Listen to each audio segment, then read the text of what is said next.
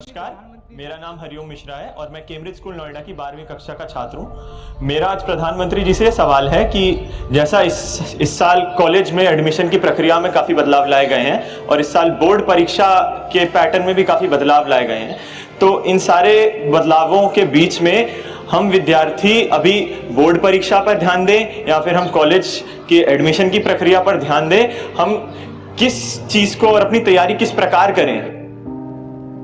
वैसे दो अलग अलग प्रकार के सवाल हैं। एक विषय है कंपटीशन का और दूसरा विषय है कि ये एग्जाम दूं या वो एग्जाम दूं, और एक ही समय दो एग्जाम है तो क्या करूं। मैं नहीं मानता हूं कि हमने एग्जाम के लिए पढ़ना चाहिए, गलती वही हो जाती है।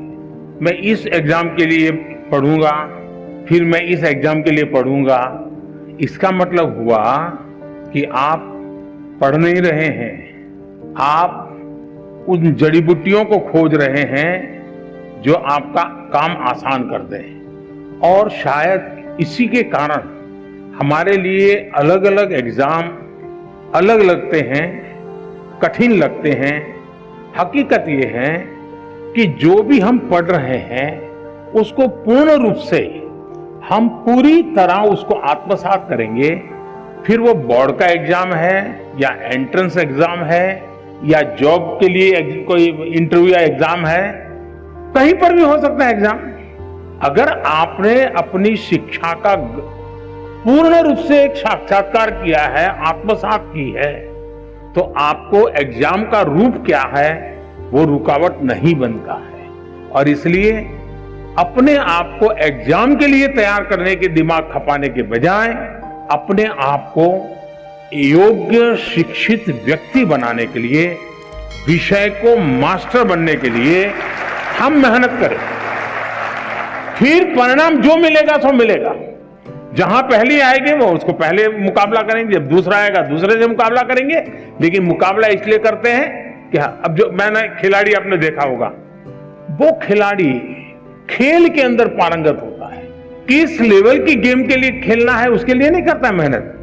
फिर वो तहसील में खेलेगा तो वहां अपना कर्तव्य दिखाएगा, डिस्ट्रिक्ट में खेलेगा वहां कर्तव्य दिखाएगा, नेशनल खेलेगा वहां कर्तव्य दिखाएगा, इंटरनेशनल खेलेगा वहां कर्तव्य दिखाएगा, और खुद भी इवॉल्व होता जाएगा। और इसलिए मैं मानता हूं कि हम फलानी एग्जाम के लिए ये जड़ी बूटी, उस एग्जाम के लिए ये जड़ी बूटी, उस चक्कर से निकल करके मेरे पास ये संपुट है, मैं लेकर के जा रहा हूं। अगर मैं वहां से निकला तो ठीक है, नहीं निकला तो मैं कोई और रास्ता ढूंढ लूंगा। तो मुझे लगता है कि एक तो इसमें ये सोच रहती है। दूसरा, कंपटीशन। देखिए दोस्तों, कंपटीशन को हम जीवन की सबसे बड़ी सौगात मानना चाहिए। अगर कंपटीशन नहीं है तो जिंदगी किस चीज की जी? फिर तो हम ऐसे ही खुश रहेंगे, वाह कोई कुछ नहीं है, हम है बस। ऐसा नहीं होना चाहिए। सचमुच में तो हमने कंपटीशन को इनवाइट करना चाहिए, तभी तो हमारी कसौटी होती है। मैं तो कहूंगा घर में भी कभी छुट्टी का दिन है, पढ़ना नहीं है, एग्जाम नहीं, कुछ नहीं है, तो भाई बहन बैठ करके कंपटीशन लगाओ।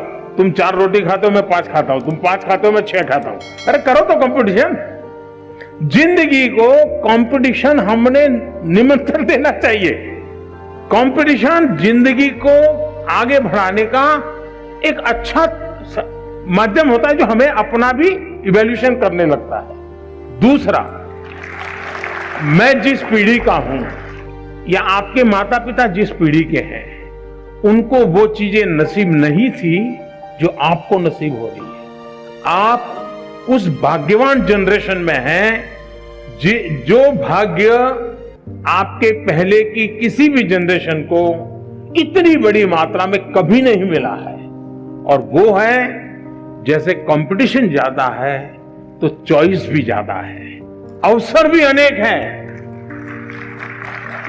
आपके परिवार में इतना अवसर नहीं थे। आपने देखा होगा, 2 किसान हो, मान लीजिए उसकी भी 2 एकड़ भूमि है, इसकी भी 2 एकड़ भूमि है, लेकिन एक किसान है, चलो भाई गुजारा करना है, गन्ना की खेती करते रहो, अपना गुजारा चल जाएगा। दूसरा किसान है, वो सोचता है नहीं 2 एकड़ भूमि है, ऐसा करूंगा, 1/3 ये करूंगा, 1/3 ये करूंगा, 1/3 ये करूंगा। पिछले साल ये किया था तो इस बार ये करूंगा, ये 2 चीजें नहीं करूंगा। आप देखेंगे कि वो जो 2 एकड़ भूमि में ही ऐसे ही आराम से बैठा हुआ गुजारा कर लेता है। जिंदगी ठहर जाती है। जो रिस्क लेता है, प्रयोग करता है, नई चीज लेता है, नई चीज जोड़ता है, वो इतना आगे बढ़ जाता है कि जिंदगी में कहीं रुकने का नाम नहीं लेता है। वैसा ही हमारे जीवन में है। हमें गर्व करना चाहिए कि हम इतनी स्पर्धा के बीच में अपने आप को प्रूव कर रहे हैं और हमारे पास अनेक चॉइस है। ये स्पर्धा नहीं तो वो स्पर्धा नहीं तो वो स्पर्धा नहीं तो वो, ये रास्ता नहीं तो ये रास्ता, ये रास्ता नहीं तो ये रास्ता। मैं समझता हूं कि हम इसको